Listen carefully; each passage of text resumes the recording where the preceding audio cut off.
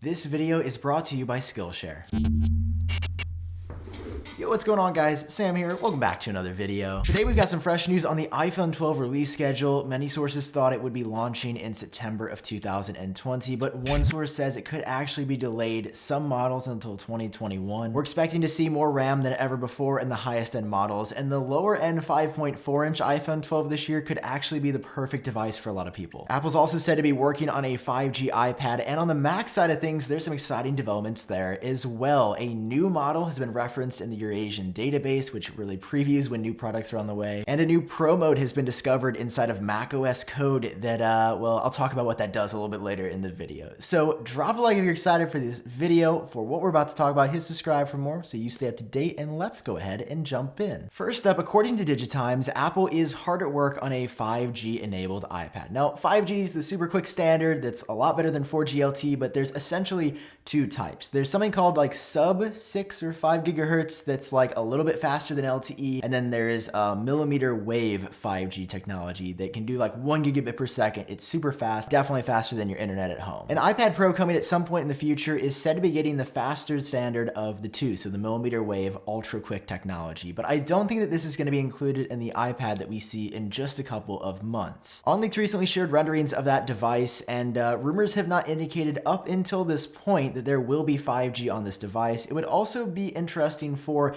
5G as a standard to launch on an Apple product on this iPad that's sort of inconsequential compared to the big iPhones coming later this year. Now that has happened before. The iPad actually has gotten like I think 3G before the iPhone got it, but it's probably not going to happen this time. Now in 2017, Apple announced the iPhone 8 and the iPhone 10 on the same day, but while the iPhone 8 was released immediately pretty much, the iPhone 10 didn't launch until early November. Same thing happened a year later. The 10s was available immediately, but the 10R did not come out until October. And then this year in 2019, Apple nailed it. They got everything figured out. But according to Street Insider, for the millimeter wave super fast 5G enabled iPhones, we may have to wait until December of 2020 or January of 2021 at the latest to actually purchase and get those devices. Now, obviously this isn't great news because I definitely want to try out one of those new 5G, super quick millimeter wave iPhones. We could have to wait. Many analysts have said September, including Min-Chi Kuo, who followed up with his own report reiterating that all models will be available in fall of 2020. But Kuo, who has an insanely good track record, does not believe at all that Apple will do a staggered release, which I actually find a bit weird. Apple is packing so much new tech, from the 3D laser camera system on the back to more RAM than ever before, more on that in just a second, to new screen technology, to 5G, to a faster processor, for this to all converge perfectly like this, and Apple to have no production delays or for even one of the models to ship later. That would actually be a bit surprising considering that we saw this with the iPhone 10 and the 10R, which were both new models for the respective years. But again, with Kuo's amazing record at breaking Apple news and analyzing what their next move is going to be, it's a pretty good sign that they should all be launching in 2020. But I just wanted to throw this information your way so you're not like, where are we hearing this that an iPhone's not launching right away? Well, you heard it here first. Now I know for years a lot of you have been asking for Apple to make a smaller iPhone, and we are getting that in some form with the new iPhone 9/iPhone SE2 in a couple of months. For the main flagship models this year, Apple is expecting a 6.1 and 6.7 inch size, all OLED for the Pro series, and then 6.1 and all the way down to 5.4 inches for the non-Pro series. Now this is significant because while Apple is already updating a cheap small iPhone, they're also making another one that will have some of the more premium iPhone 12 accolades. And according to a fresh report from Takara, the 5.4 inch iPhone, the screen is actually going to be fitting inside of the body of an iPhone 8 style device. So essentially you'll be able to only pay a couple $100s more to get that exact same size form factor, but with an all screen design. Face ID, Touch ID is gone, the better front facing camera and stuff like the True Depth system, that's all going to be there, and OLED, but in a really small body. I think for a lot of people, this is going to be the phone to buy, because while that is a little bit small for my taste, the 5.8 inch was perfect for me, I'm going to be jumping up to the 6.1 of the iPhone 12 Pro, where everybody that's been tired of their phones being too too big. A lot of people in my life bought like the 10R or even the 11 and they're like, man,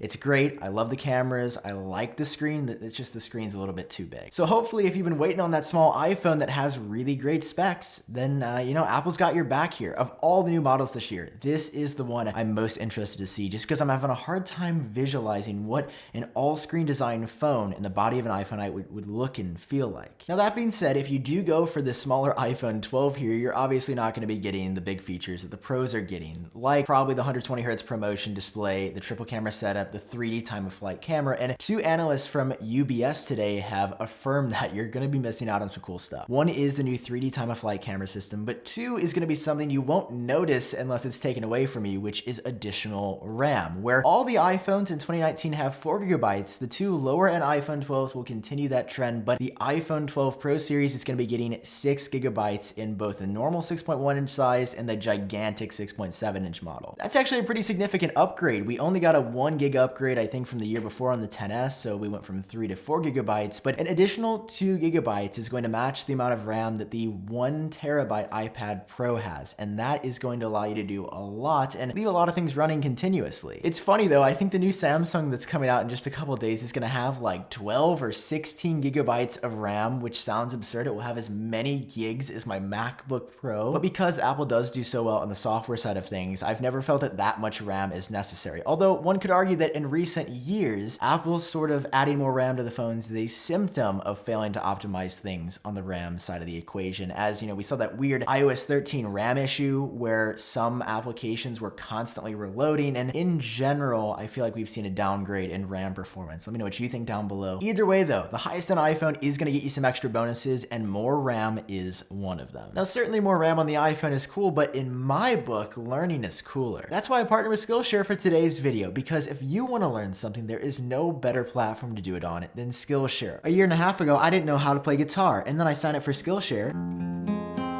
If you've been thinking about something that you might have an interest in, like photography or design or anything in between, there's a class on Skillshare made just for you. Recently, I found this awesome one about poster design, and my mind has been blown. When you join for less than $10 a month, you get access to all of these meaningful courses, and just for you guys down below, they're giving away 2 months completely free. So check out my link down below in the description and start learning something that is impactful, something that you've thought about.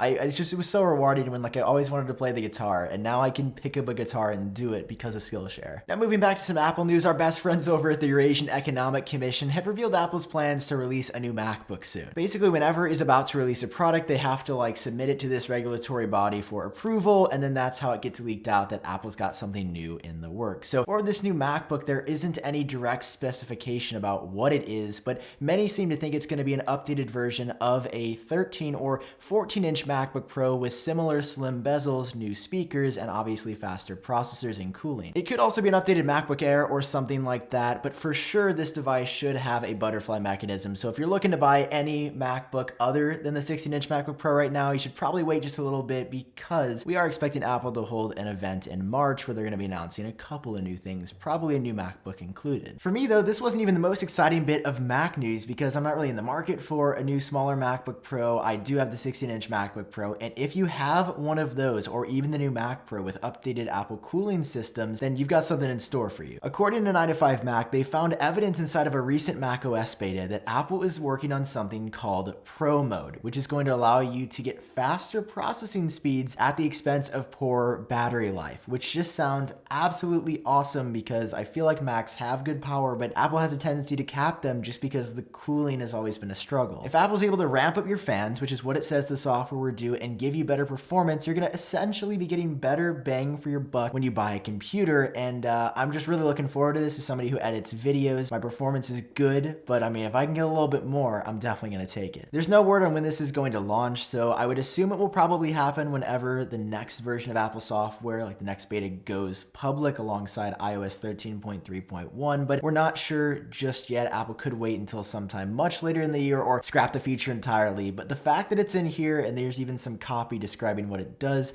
that's a really good sign, and your MacBook MacBook and MacBook Pro may be allowed to run a little bit faster in the near future. And to wrap this video up, Apple released the second beta for iOS 13.3.1 today, but I didn't make a full video on it just because there is literally nothing new again. The long-standing screen time bug where you can add a contact without entering the screen time passcode still remains, which I thought was going to be the sole purpose of this update. Apple still hasn't fixed that yet, and in settings under location services, I still have not found the ability to disable the ultra-wideband chip, which is the other expected change. So I'm not exactly sure what Apple's up to. They've given us no direction on the update. It's actually a bit frustrating because we're supposed to test it, yet we have nothing to actually test because we don't know what to look for. That is going to wrap up all the Apple news for this week. Check out Skillshare if you haven't already. Drop a like down below. Hit subscribe for more. Hope all y'all are doing well. Got a little country there, and see all of you in my next video. Thanks for watching.